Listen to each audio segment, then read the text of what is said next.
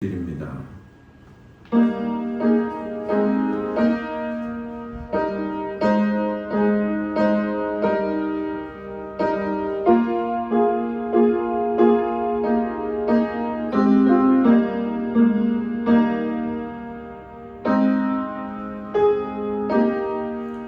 하나님은 영이시니 예배하는 자가 영과 진리로 예배할지니라. 아멘.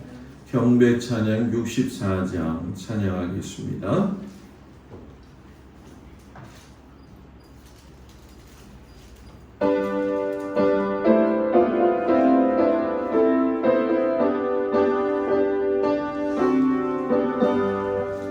기뻐하며 경배하실 영광의 주 하나님, 주 앞에서 우리 마음 피어나는 꽃 같아 죄와 슬픔 사라지고 의심 부른 거치니 변함없는 기쁨의 주 밝은 빛을 주시네. 땅과 하늘 만물들이 주의 솜씨 빛내고 별과 천사 노래소리 끊임없이 드높아 물과 숲과 산과 골차 들판이나 바나나 모든 만물 주의 사랑 기뻐 찬양하여라.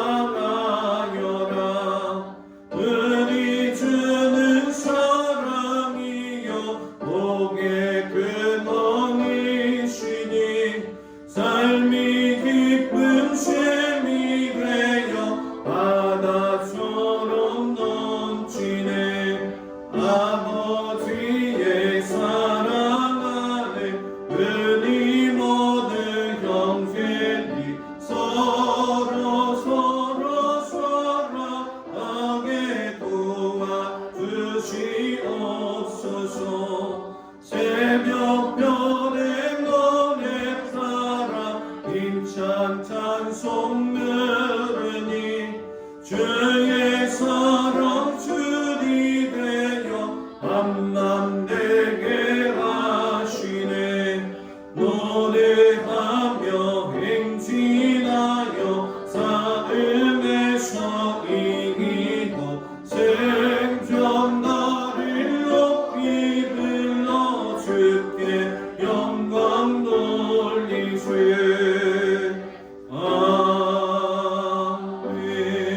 아멘. 교동문 57편 시편 130편 말씀을 교동합니다. 여호와여, 내가 깊은 곳에서 주께 부르짖었나이다.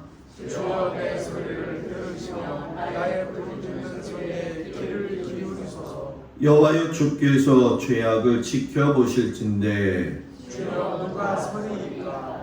그러나 사유하심이 주께 있음은 주를 경외하게 하심이니이다. 나 곧 내 영혼은 여호와를 기다리며 나는 주의 말씀을 바라는도다. 하수꾼이 아침을 기다림보다 내 영혼이 주를 더 기다리나니. 참으로 파수꾼이 아침을 기다림보다 더하도다. 이스라엘아, 여호와를 바랄지어다. 여호와께서는 인자하심과 풍성한 성량이 있습니다. 그가 이스라엘을 그의 모든 죄악에서 속량하시리로다. 아멘. 전능하사 천지를 만드신 하나님 아버지를 내가 믿사오며 그 외아들 우리 주 예수 그리스도를 믿사오니 이는 성령으로 잉태하사 동정녀 마리아에게 나시고 본디오 빌라도에게 고난을 받으사 십자가에 못 박혀 죽으시고 장사한 지 4일 만에 죽은 자 가운데서 다시 살아나시며 하늘에 오르사 전능하신 하나님 우편에 앉아 계시다가 저리로서 산 자와 죽은 자를 심판하러 오시리라. 성령을 믿사오며 거룩한 공예와 성도가 서로 교통하는 것과 죄를 사하여 주시는 것과 몸이 다이 사는 것과 영원히 사는 것을 믿사옵나이다. 아멘. 송영 3장 찬양합니다. 성부 성자와 성령 전수와 영광 돌려고 내세 대처로 지금까지 또 영원을 걸어 성삼위께 영광 영광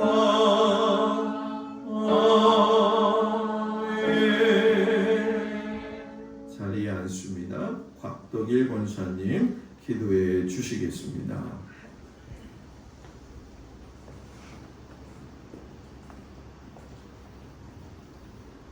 하나님 아버지 감사합니다. 지난 한 주간도 저희들 사는 곳곳에서 아버지께서 저희들을 보호하여 주시고 감찰하여 주셔서 부족함을 채워주시고 때를 따라 일용할 음식을 주시며 또한 아픈 곳 안수하여 주셔서 깨끗함으로 보내게 해주시다가 편안한 가운데 오늘 주님 날 맞이해서 아버지 전으로 저희를 건강함으로 불러주시고 은혜의 자리에 앉게 하여 주셔서 예배드릴 수 있는 은혜를 주시니 감사드립니다. 저희들 기쁨과 감사로 아버지께 예배를 드리니 아버지 기쁘게 받아주시고 오늘 이 시간을 통해서 아버지께서 저희들에게 더 큰 믿음과 더 큰 은혜로 성령 충만함으로 덧입혀 주시옵소서. 하나님 아버지께서 동막교회를 사랑하셔서 이 시대에 귀하게 쓰시는 목사님 네 분을 보내주시고 날로 새롭게 변해가게 하여 주시고 은혜로운 교회로 만들어 주심을 감사드립니다. 목사님 사역에 부족함이 없게 도와주시고 늘 아버지께서 인도하여 주셔서 건강함으로 우리와 함께 이 교회를 인도해 주실 줄 믿습니다. 하나님 아버지 저희들 모두 목사님을 비롯하여 함께 은혜로운 교회, 사랑스러운 교회를 만들어 나갈 때 인근 각처에서 믿지 않는 많은 사람들이 이 교회로 나와서 복음의 씨가 되어서 아버지 하나님 앞에 구원을 받는 역사가 일어나게 하여 주시옵소서. 이 나라 이 민족을 사랑하시는 아버지 하나님, 지금까지 우리 나라를 굳게 세워주심을 감사드립니다. 그러나 이 시대에 많은 어려움으로 봉착해 있습니다. 코로나19로 비롯하여 많은 사람들이 어려운 가운데 있습니다. 아버지 속히 아버지께서 주관하시고 인도하여 주셔서 맑고 아름다운 나라로 세워 주시옵소서. 또한 대권을 배두고 많은 사람들이 나와서 본인이 적임자라고 말들 많고 있습니다. 하나님 아버지 우리는 알 수가 없습니다. 그러나 아버지께서 그들을 감찰하시고 아버지께서 주관하여 주셔서 올바른 사람을 아버지 대통령으로 뽑아주셔서 이 나라가 그 어느 사람의 생각으로 지켜지는 게 아니라 아버지의 뜻과 아버지의 생각으로 이 나라가 다스려질 때 우리나라는 복된 나라, 복음의 통일이 되는 나라가 될 줄 믿습니다. 아버지 그렇게 하여 주시옵소서. 오늘도 말씀을 주실 목사님, 아버지 하나님 말씀 주실 때 우리 모두 더 큰 은혜로 더 큰 믿음으로 인도해 주시고 은혜와 성령이 충만한 시간이 되게 하여 주시옵소서. 아멘. 예수님의 이름으로 감사드리며 기도드리옵나이다. 아멘. 하늘에 계신 우리 아버지여, 이름이 거룩히 여김을 받으시오며 나라의 나옵시며 뜻이 하늘에서 이루어진 것 같이 땅에서도 이루어지이다. 오늘날 우리에게 일용할 양식을 주옵시고 우리가 우리에게 죄 지은 자를 사하여 준 것 같이 우리의 죄를 사하여 주옵시고 우리를 시험에 들지 말게 하옵시며 다만 악에서 도와옵소서. 나라와 권세와 영광이 아버지께 영원히 있사옵나이다. 아멘.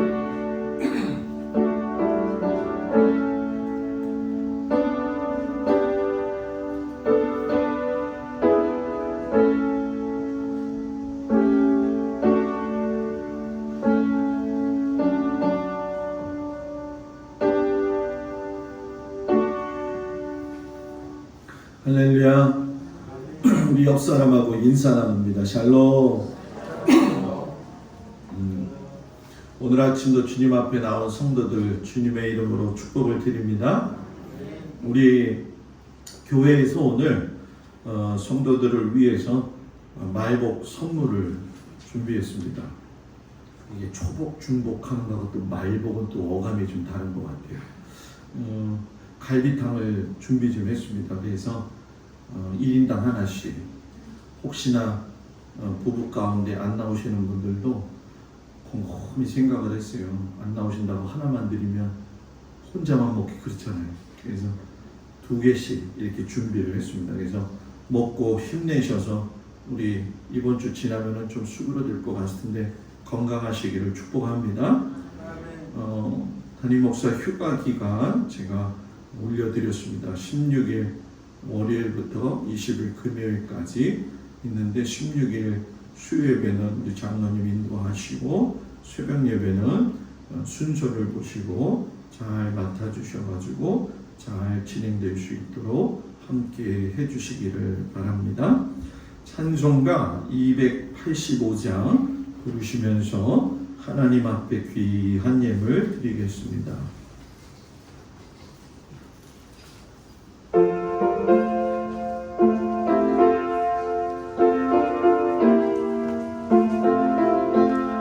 주의 말씀 받은 그날 참 기쁘고 복되도다. 이 기쁜 맘 못 이겨서 온 세상에 전하노라.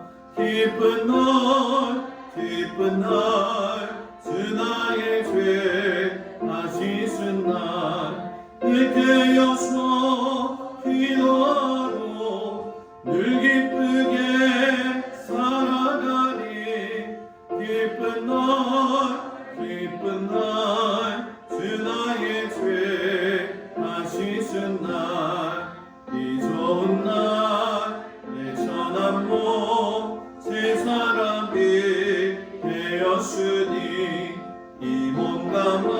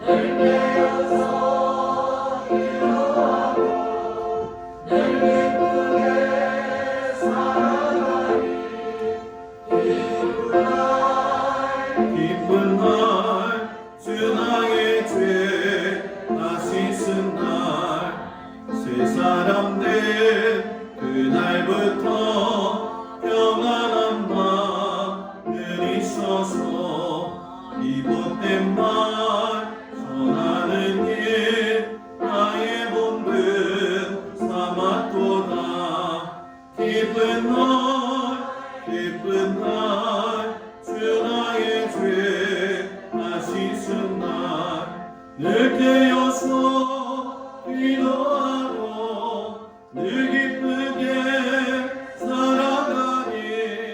기쁜 날 주 나의 죄 다시 쓴 날. 아멘.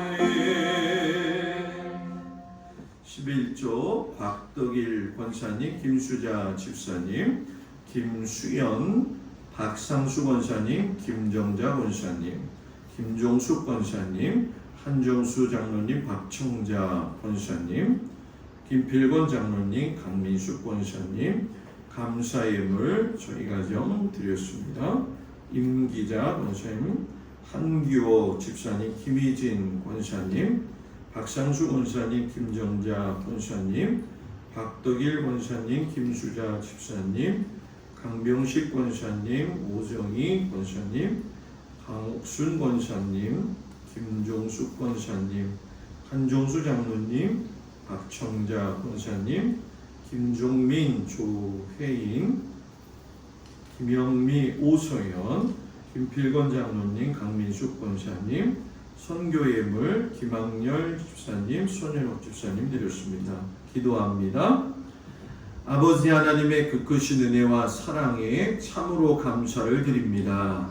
무더위 가운데도 하나님께서 눈동자와 같이 지켜주셔서 오늘도 이렇게 주님 앞에 나와 예배할 수 있음을 참으로 감사드립니다.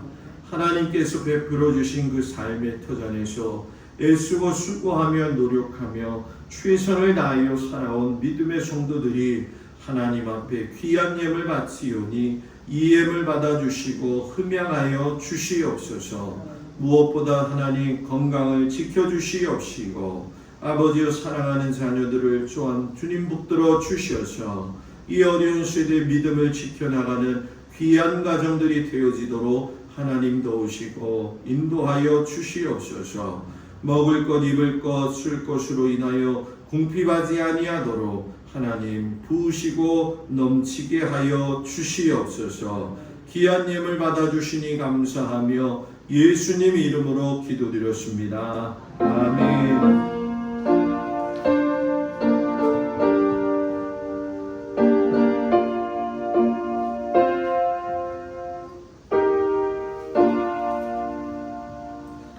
하나님이 허락하신 말씀을 보도록 합니다. 출애굽기 1장 18절부터 2장 10절까지 말씀을 보도록 하겠습니다. 출애굽기 1장 8절부터 2장 10절까지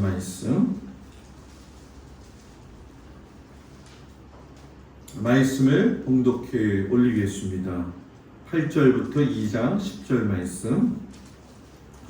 요셉을 알지 못하는 새 왕이 일어나 애굽을 다스리더니 그가 그 백성에게 이르되 이 백성 이스라엘 자손이 우리보다 많고 강하도다.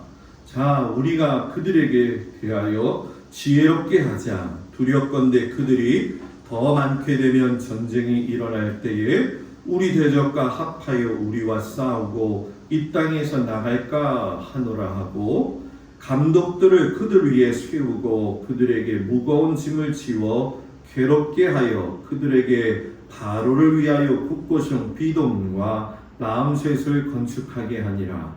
그러나 학대를 받을수록 더욱 번성하여 퍼져나가니 애굽 사람이 이스라엘 자손으로 말미암아 근심하여 이스라엘 자손에게 일을 엄하게 시켜 어려운 노동으로 그들의 생활을 괴롭게 하니 곧 흙 이기기와 벽돌 굽기와 농사의 여러 가지 일이라. 그 시키는 일이 모두 엄하였더라. 애굽 왕이 히브리 산파 십브라라 하는 사람과 부하라 하는 사람에게 말하여 이르되 너희는 히브리 여인을 위하여 회산을 도울 때에 그 자리를 살펴서 아들이거든 그를 죽이고 딸이거든 살려두라. 그러나 산파들이 하나님을 두려워하여 애굽 왕의 명령을 어기고 남자 아기들을 살린지라. 애굽 왕이 산파를 불러 그들에게 이르되 너희가 어찌하여 이같이 남자 아기들을 살렸느냐. 산파가 바로에게 대답하되 히브리 여인은 애굽 여인과 같이 아니하고 건장하여 산파가 그들에게 이르기 전에 회산하였다이다 하매 하나님이 그 산파들에게 은혜를 베푸시니 그 백성은 번성하고 매우 강해지니라. 그 산파들은 하나님을 경외하였으므로 하나님이 그들의 집안을 흥왕하게 하신지라. 그러므로 바로가 그의 모든 백성에게 명령하여 이르되 아들이 태어나거든 너희는 그를 나일강에 던지고 딸이거든 살려두라 하였더라.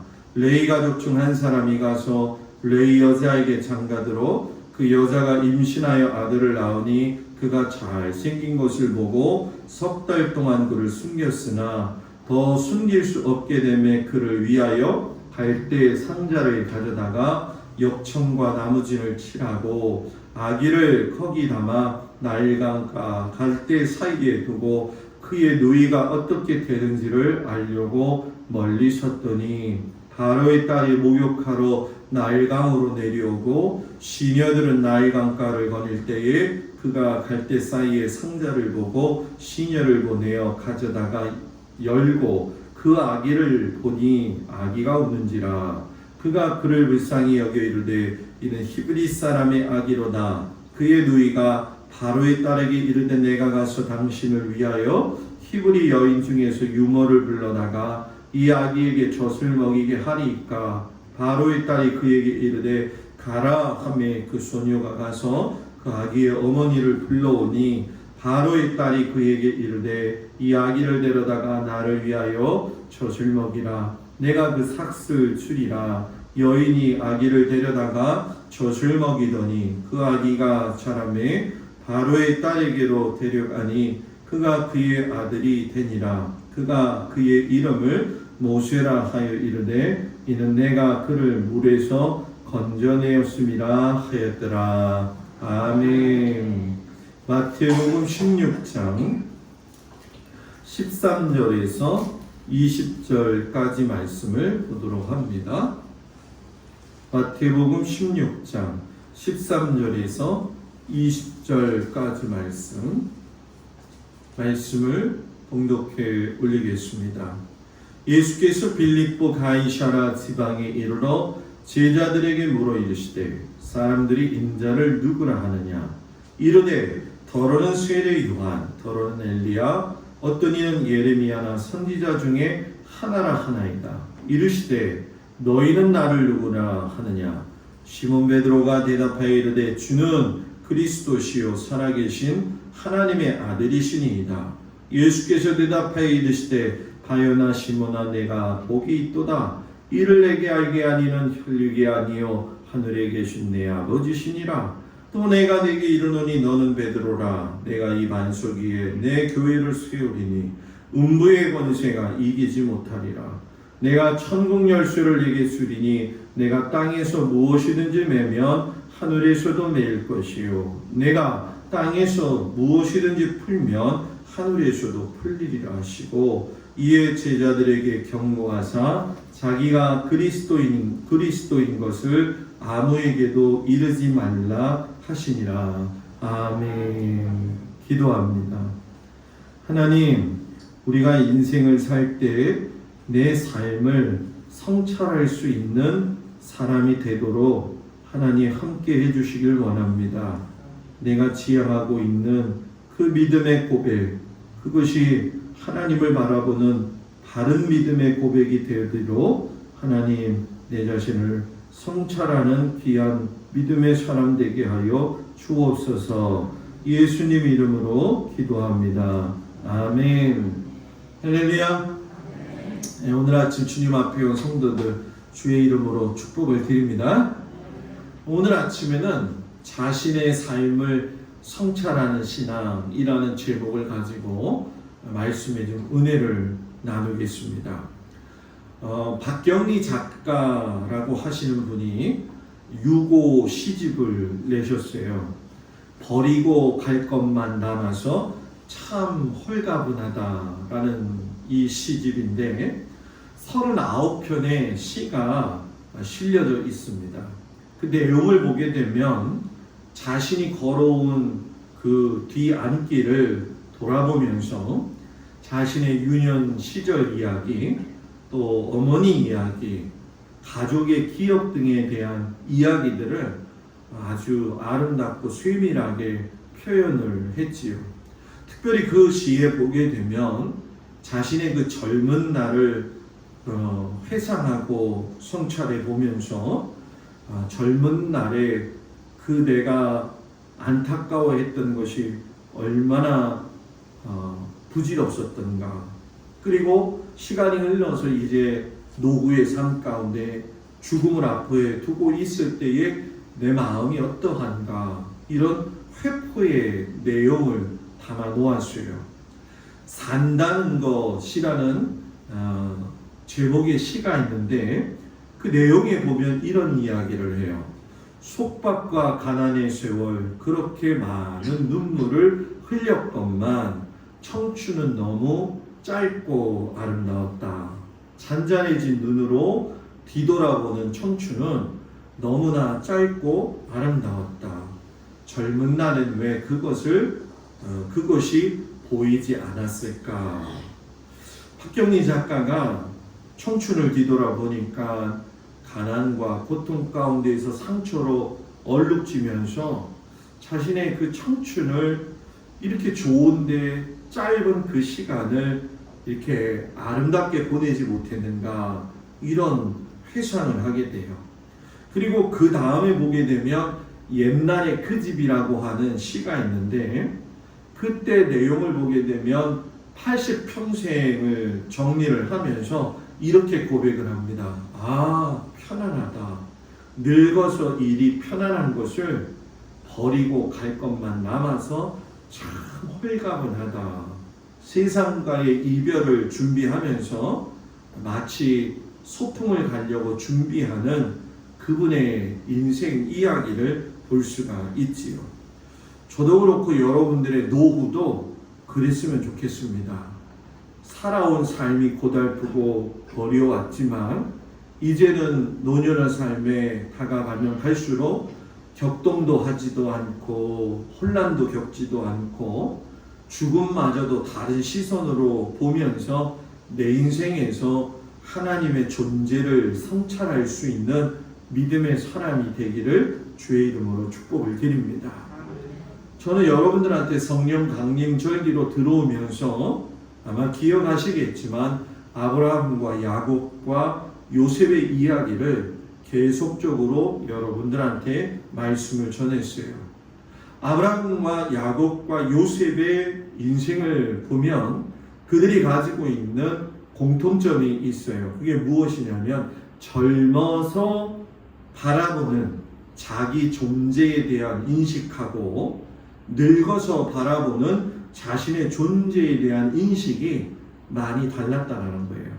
쉽게 설명하면 뭐냐? 젊어서 하나님을 만났을 적에는 과도기적 삶을 살았지만 그들이 인생의 마지막에 가서는 하나님의 선하신 뜻을 바로 알게 되었다는 거죠.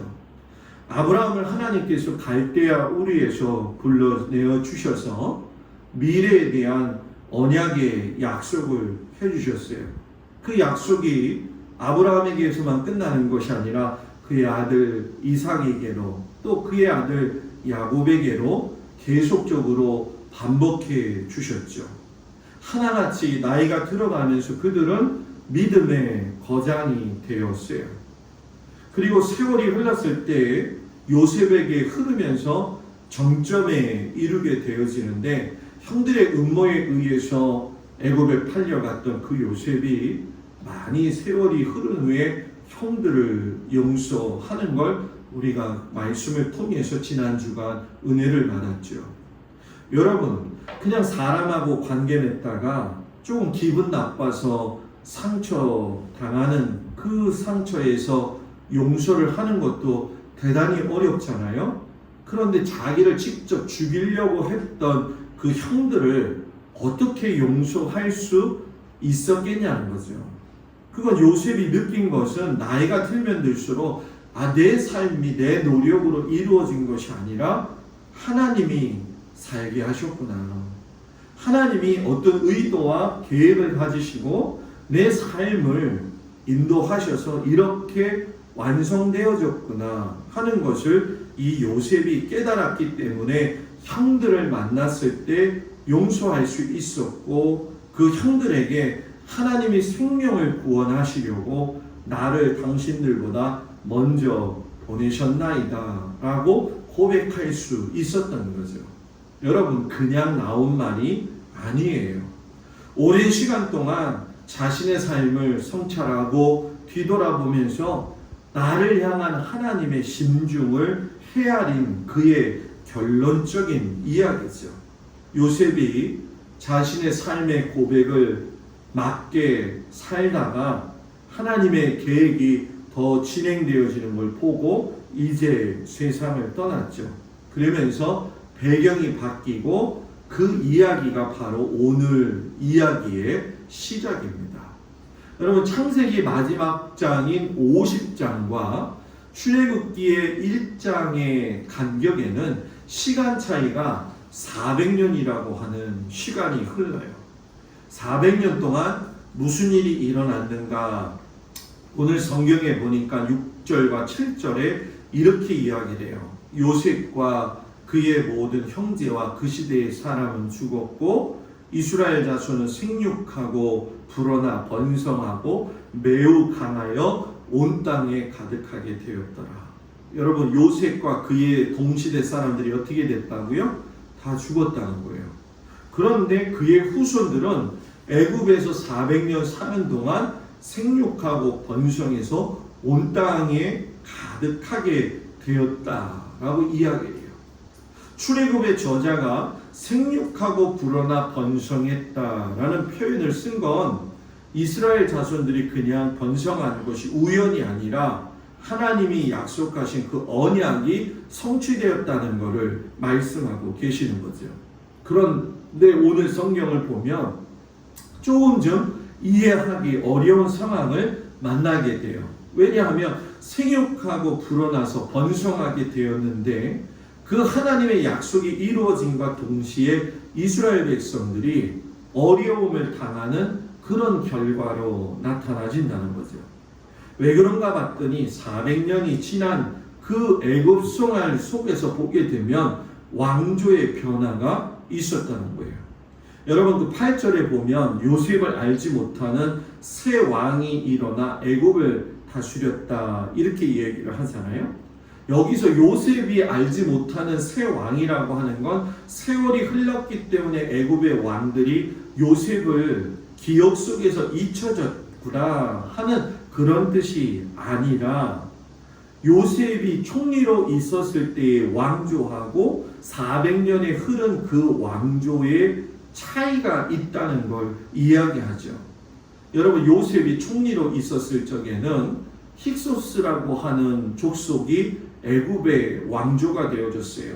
요셉하고 같은 셈족의 계통인데 애굽을 정복하고 나서 15대, 16대, 17대까지 애굽 왕조를 이루었었는데 같은 셈족이니까 요셉에게는 상당히 우호적이었지만은 기원전 1514년에 투투모세 1세라고 하는 사람이 등극하면서 힉소스 왕족을 몰아내고 18대 왕족을 따로 세우게 됩니다. 우리가 조선 왕조 실록을 보게 되면은 축출하고 나서 새로운 왕조가 들어서는 것과 똑같은 거죠. 그러니까 요셉을 알지 못하는 새 왕이라는 건 요셉에 대한 지식이 없었다는 것이 아니라 그 왕조가 바뀌면서 그 바로 왕이 요셉의 업적을 갖다가 의도적으로 무시하고 왜곡을 했다는 거죠.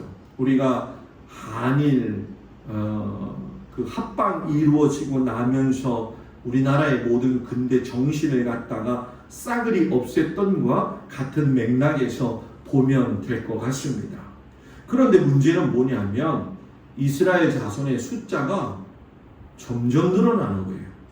바로 왕이 그걸 보게 되면서 위협을 느끼기 시작을 하는데 성경에 보면 뭐라고 이야기하냐면 이스라엘 자손이 우리보다 많아가지고 전쟁이 일어났을 때에 우리 대적과 합하여서 우리와 싸우고 이 땅에서 나갈까 하는 그런 걱정을 해요. 이 불안감이 결국은 어떻게 발전하느냐? 잔인한 핍박으로 발전을 하게 되죠.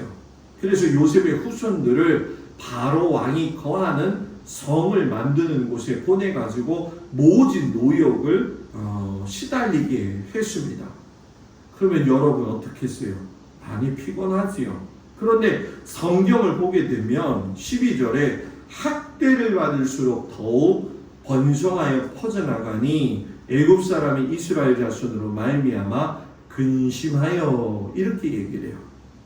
다른 번역에서 보게 되면 여러분 근심하여라고 하는 이 번역이 두려워하여라고 번역이 되어져요.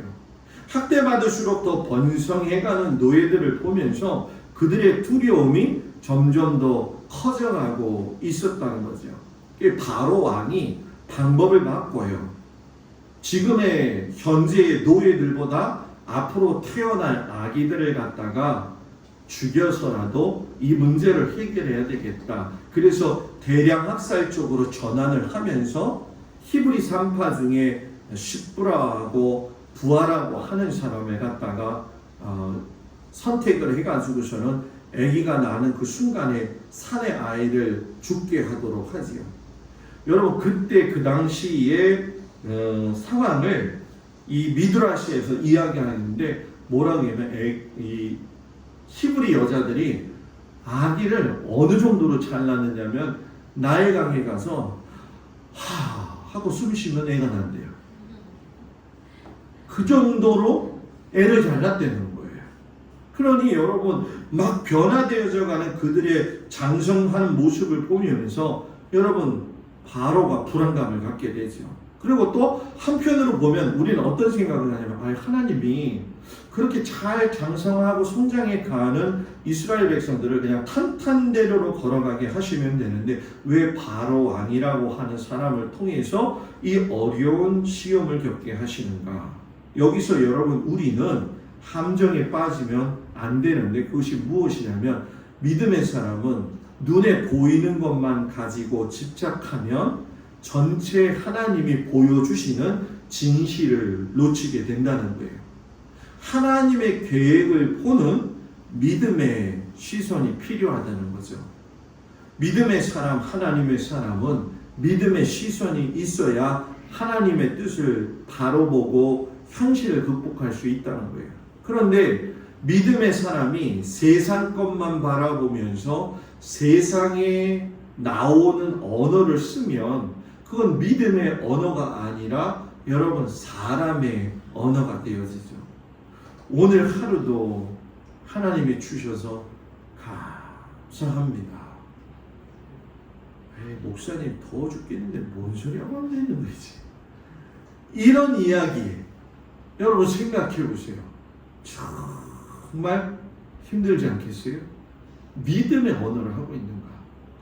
그 공거리를 치고 난 다음에 저 식당 옆에 그 시래기 뒤에를 공거리를 안 친 거예요. 그래서 저거를 몰타를 사다가 한 2푸대 푸가지고서는 메꾸면 좋겠다 이 생각을 가지고 있었거든요. 그 생각을 그냥 얘기를 했더니만 어저께 저녁 한 6시 반쯤 돼가지고 신집사님이 올라와가지고 또 개고 있는 거예요. 그걸 개면서 이게 또 넘어질까봐 제가 또 옆에서 붙잡고 그래서 신집사님한테 한 달 됐잖아요. 이제 레미콘을 한 지가. 그래서 집사님 한 달 레미콘 하고 난 결과가 좀 어때요? 그랬더니 그런 얘기를 하시더라고요. 목사님 내가 맨 아침에 보면은 출근하면서 목욕탕에 가가지고 저는 목욕하고 가잖아요. 그렇지요? 그랬더니 저 목욕탕에 가서 하는 말이 뭔 줄 아세요? 뭔데요? 그랬더니 하나님 감사합니다. 다른 사람들이 볼 적에는 저 차량 월급을 어떻게 갈지 이랬는데 그냥 뭐 시간이 흘러가도 내가 이렇게 눈치 안 보고 살 수 있고 예배 보러 나올 수 있고 교회에 와서 몰탈 개 가지고 할 수 있는 힘 주신 것도 감사합니다 이렇게 얘기하더라고요.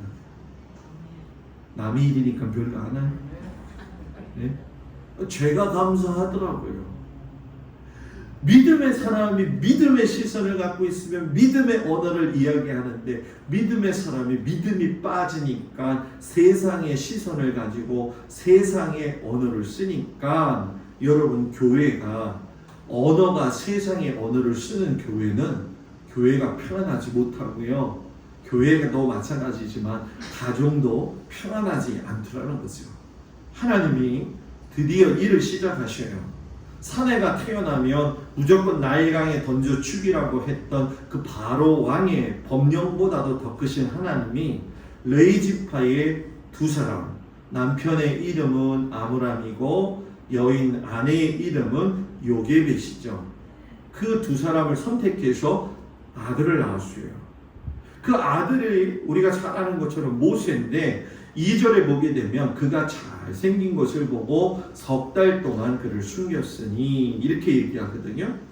에이 목사님 잘생긴 거 보고 숨긴 게 그게 뭘 믿음이에요. 여러분 성경을 한 군데서만 보지 말고 히브리서 11장 23절에 보면 이렇게 얘기를 합니다. 믿음으로 모세가 낳았을 때 그 부모가 아름다운 아임을 보고 석 달 동안 숨겨 왕의 명령을 무서워하지 아니하였으며, 출애굽에서는 잘생긴 것을 보고 히브리서에서는 아름다운 아임을 보고 이렇게 얘기해요. 여기서 중요한 거, 목사님 그게 그거 아니에요? 아니에요. 사도행전 7장 20절에 보게 되면 해석이 또 나오는데, 그때 모세가 낳았는데 하나님 보시기에 아름다운지라 그의 아버지 집에서 석 달 동안 길리더니, 뭐예요? 모세의 부모가 본 시선이 하나님의 시선과 같았다는 거죠. 그러니까 아브라함과 요게벳이 하나님이 보시기에 아름다운 이 아이를 키우는데 더 숨길 수가 없는 거예요.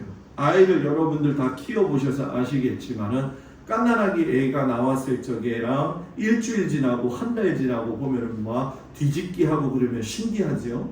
그죠? 저만 신기한가? 네?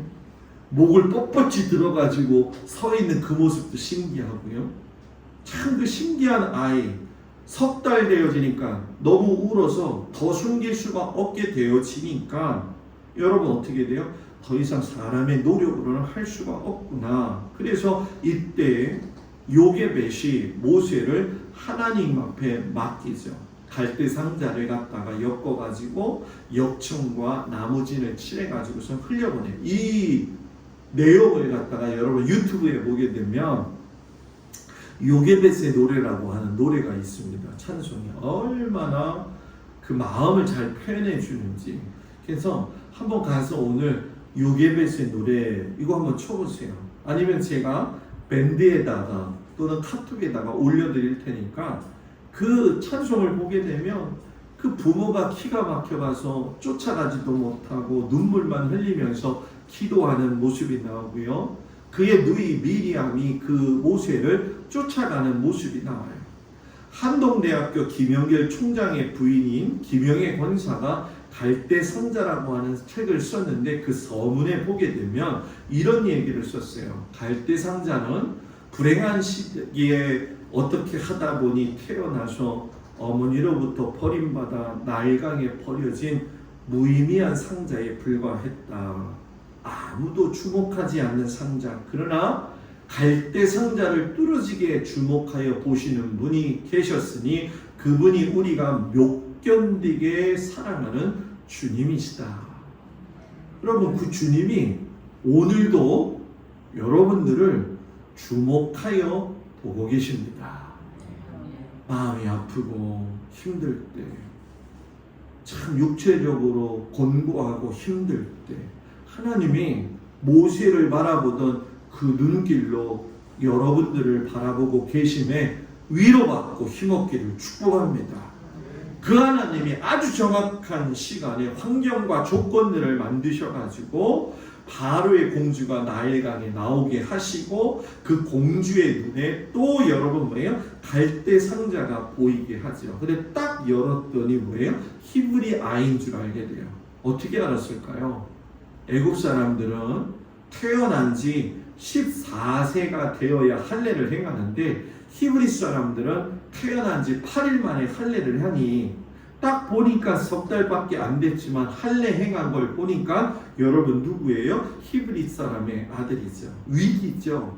뭔가 피했는데 또 온 거죠. 그런데 하나님이 여러분 뭐예요? 바로의 공주의 그 마음에 불쌍한 마음을 갖게 하셔요. 그때 그의 누이 미리암이 나타나가지고서 유모를 구할 수 있도록 해가지고 자기 어머니를 유모로 갖다가 소개를 하죠. 근데 여러분 성경을 보게 되면 그 아이의 이름은 누가 지었냐면은 공주가 지어요. 그런 걸 보면 그 공주가 모세에 대한 사랑이 컸구나 하는 것을 우리가 알게 되죠. 여러분 그 원래 이집트식의 모세의 이름은 모세스예요. 그래서 모세스라고 하는 건 뭐냐면 물에서 건져냄을 받다 이런 뜻이고요. 나중에 히브리 사람으로 모세라고 하는 이름으로 바뀔 때에는 모세의 이름의 뜻은 장차 자기 백성을 구원할 자, 건져낼 자 이런 뜻이 돼요. 그러니까 이름의 변화 속에서도 보게 되면 하나님께서 모세에게 주신 사명이 고스란히 담겨 있죠. 여러분 우리가 그 모세가 나오는 영화를 한번 보신 적이 있는지 모르겠어요. 그 모세가 나오는 영화가 하나가 뭐죠? 십계죠. 십계라는 영화 제가 그거 받아놨는데 대단히 오래된 거죠. 그런데 요 근래 몇 년 사이에 십계 말고 또 다른 입장에서 모세의 영화를 만들어 놓은 게 있어요. 그걸 한번 좀 시간 되서 여러분들하고 좀 봤으면 좋겠는데 보고 싶어요. 안 보고 싶어요? 그냥 끄떡이면은 보고 싶다는 얘기죠. 그 영화에 보게 되면 그 모세의 바로 공주 엄마가 나오는데 핫세스투 1세예요. 이 핫세스투 공주거든요. 대단히 권력이 강합니다. 무남동녀이기 때문에 아버지 바로 왕한테 모든 실권을 가지고 있는데 그 아버지가 죽게 되면서 그의 이복 형제로 인해 가지고서는 모세가 어려움 당하게 되어지는데 실상 여기서 정말 중요한 건 성령이 말하고 있는 건 모세의 지위가 확고했음에도 불구하고 그것을 여러분 버렸다는 거예요. 히브리서 기자가 모세에 대해서 이야기할 적에 믿음으로 모세는 장성하여 바로의 공주의 아들이라 칭함받기를 거절하고 도리어 하나님의 백성과 함께 고난받기를 잠시 제약의 낯을 누리는 것보다 좋았다. 이렇게 얘기해요. 권력을 거절했다. 요즘 이제 대권이 되어진다니까 우리 곽권사님 말씀 기도처럼 다 자기가 대통령감이래. 그죠? 근데 지나고 나서 보면 미안해요. 그 사람이에요. 보니까 권력을 잡으면 사람은 놓치고 싶지 않은 거예요. 그런데 이 모세는 여러분 뭡니까? 권력을 놔요. 왜 놓는가 봤더니 자기의 동족의 고난을 그냥 흘려보내지 않았다는 거죠. 그러면 우린 그렇죠. 목사님 어떻게 그럴 수 있나요? 그럴 수 있죠. 왜? 어린 모세의 그 유모가 누구였느냐? 그의 어머니였죠. 그의 어머니가 그를 키우면서 그의 정체성을 세워놓죠. 너는 누구다라는 거예요? 하나님의 자녀 히브리라는 거죠. 그러니까 히브리 정신이 숨겨져 있으니까 자기를 바라볼 때 자신의 삶을 성찰할 적에 누구 안에서 보느냐? 하나님 안에서 보는 거예요. 그래서 사람은요 자기의 존재를 어떻게 인식하느냐에 따라서 그 행동의 결과가 달라지는 거예요. 모세는 애굽의 왕자로 자기 자신을 인식하지 아니하고 히브리인으로서 인식을 했기 때문에 여러분 뭐예요? 자기가 바로의 아들, 공주의 아들이라고 하는 칭함받는 걸 거절했다는 거죠. 여러분 오늘 복음서에 보면 예수님이 제자들에게 물으셔요. 사람들이 인자를 누구라고 하느냐? 그런데 13절에 보면 그 장소가 어디냐면 빌립보 가이사라 이렇게 얘기하거든요. 여러분 빌립보 가이사라는 이스라엘의 맨 위쪽 지역이면서 로마 시민권을 막 얻으려고 하는 사람들 또는 얻고자 하는 사람들이 모여가지고 로마의 문화를 경험했던 아주 좋은 도시였어요. 그러니 그 좋은 도시에 허름한 예수님이 옷을 입고 등장했을 때에 사람들이 인자를 누구라 하느냐라고 물으셨다고 한다면 예수님이 무슨 의도가 있으셨다는 거죠. 그건 뭐냐? 예수님을 많은 사람들이 따르고 있는데 저마다의 목적과 저마다의 견해가 달랐다라는 거예요.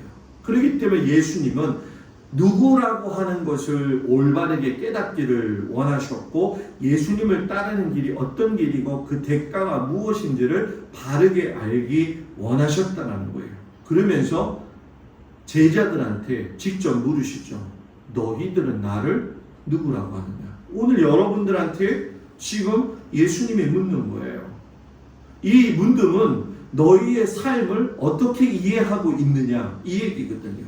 내가 예수님을 어떻게 이해하고 생각하고 있느냐에 따라서 내 삶의 방향이 달라진다는 거예요. 요셉은 하나님이 생명을 살리시는 분으로 인식을 했기 때문에 자신이 당한 비극 속에서도 묵묵히 이겨낼 수가 있었고요. 모세는 동족을 살리시는 하나님이라고 인식을 했기 때문에 동족들과 함께 고난받기를 선택했다는 거죠. 베드로가 이야기를 해요.